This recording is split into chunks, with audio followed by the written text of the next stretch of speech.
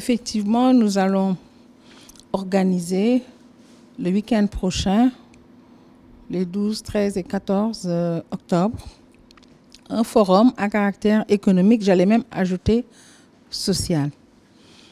Et c'est la vision, nous l'avons tirée du constat selon lequel les populations de Ziguinchor, de façon générale, et plus particulièrement celles de certains quartiers dits périphériques de la commune, ont des besoins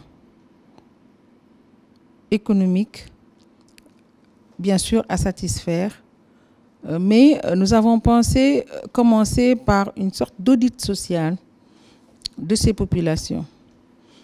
C'est ainsi qu'avec les experts, nous avons visité certains quartiers et je veux nommer le quartier, bien sûr, Tilène, dont je suis originaire, le quartier Kandjalan, Alouar et Kandé,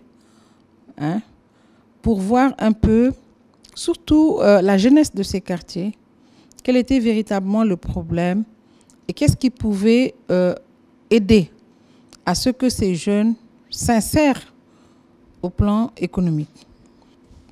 Bien sûr, il a fallu un déclic. Et le déclic, c'est l'incendie qui est survenu dans le grand marché de Tilène et qui a fait qu'aujourd'hui, beaucoup de jeunes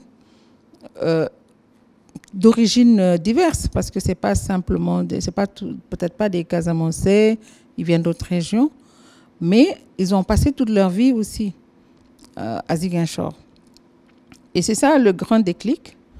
Et je pense qu'avec la décision du gouvernement de refaire le marché, nous nous sommes dit que nous n'allons pas attendre qu'un marché de dernière génération vienne trouver un environnement à améliorer, un environnement sain, où les jeunes vont s'épanouir et où les femmes vont pouvoir vraiment participer au développement économique et social du Sénégal de façon générale, parce que quand on sait les potentialités de la région, rien n'est impossible, en tout cas aux femmes braves de la Casamance.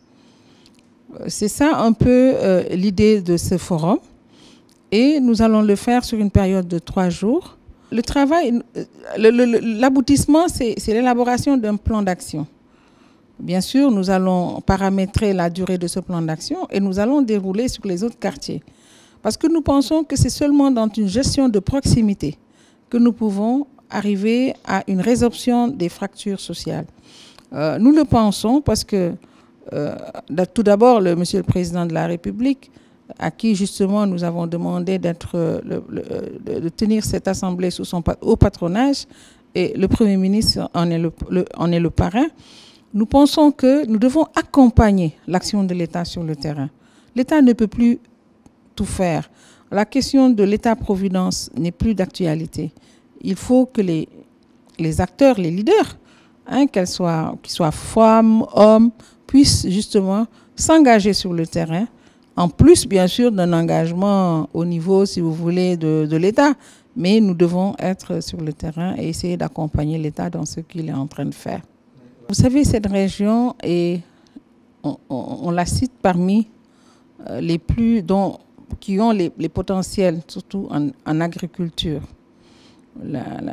Aujourd'hui, en Casamance, jusqu'à ce jour, il pleut très fort, donc on n'a pas de question de pluviométrie.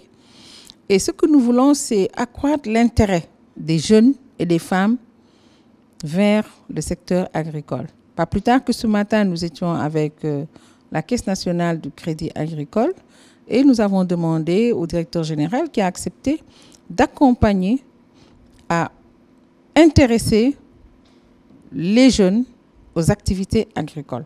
Justement, en faisant cet audit, on s'est rendu compte qu'il y a un désintérêt, alors que ce n'est pas normal.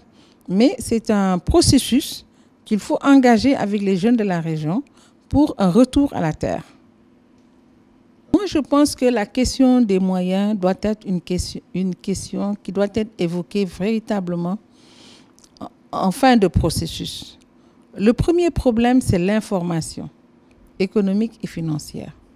l'information économique, parce que c'est ça qui va renforcer les capacités de ces jeunes. On ne les jette pas à la terre comme ça, sans aucune information. Il faut leur dire déjà les potentialités, ce qu'ils peuvent faire en Casamance, sans entrer dans l'exode rural ou bien l'immigration clandestine. Il faut déjà leur donner tout le dispositif d'appui de l'État. Le président Macky Sall et son gouvernement ont mis en place des structures qui sont en charge de l'accompagnement des populations dans justement ces activités agricoles. Et nous pensons, je cite comme ça, la BNDE, nous avons la DPME, nous avons le FONGIP, aujourd'hui nous avons la délégation à l'entrepreneuriat rapide. Tout cela, ce sont des structures qui doivent accompagner les initiatives des jeunes et des femmes, sur lesquelles le président de la République insiste pour qu'on les accompagne. Donc, toutes ces structures, et sans compter également le PUDC, qui aujourd'hui est en train véritablement d'abattre un excellent travail sur le terrain. Et bientôt, nous allons le voir, le chef de l'État va lancer la phase 2 du PUDC en Casamance. Je pense que c'est extrêmement important pour nous. Et nous aussi, nous avons notre partition à jouer. Nous devons expliquer aux jeunes toutes ces politiques publiques et c'est renforcer et confiant en eux-mêmes qu'ils peuvent atteindre des résultats qui vont se lancer dans les activités agricoles.